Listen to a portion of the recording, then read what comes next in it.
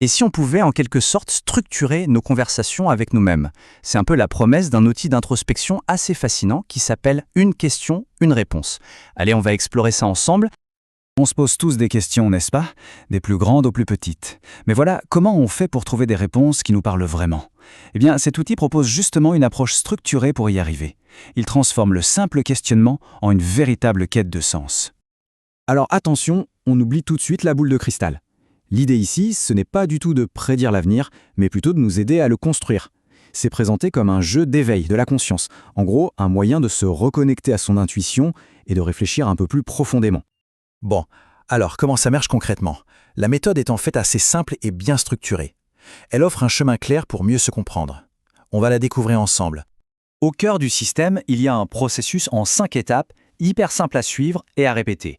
L'idée, c'est vraiment de créer un cadre, un espace sûr pour explorer ces questions, depuis le moment où on la formule jusqu'à ce qu'une réponse personnelle commence à émerger. Ce qui est vraiment intéressant ici, c'est cet équilibre parfait entre l'intuition et l'analyse. On commence par écouter son ressenti, ses toutes premières impressions face au symbole. Et seulement après, on va chercher dans le guide pour affiner la compréhension. C'est une sorte de dialogue entre le cœur et l'esprit. Mais évidemment, toutes les questions ne se ressemblent pas. Et ce qui est bien, c'est que l'outil est flexible. Il propose différentes manières de faire, différents tirages, pour s'adapter à chaque type d'interrogation.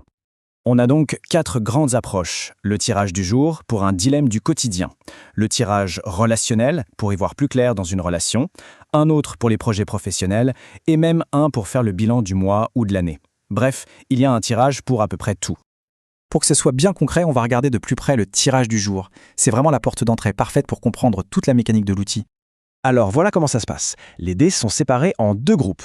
La première ligne, elle, va mettre en lumière le problème, ses causes, ce qui bloque. Et la deuxième ligne, eh bien, elle va dessiner un chemin vers la solution. C'est une véritable cartographie de la situation. C'est assez malin. Ok, on a lancé les dés, mais comment on les fait parler?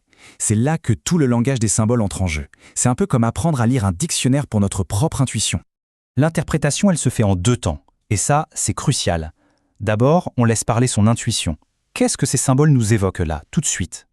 Et ensuite seulement, on va consulter le guide pour aller plus loin. C'est une invitation à se faire confiance, à écouter sa propre voix en premier.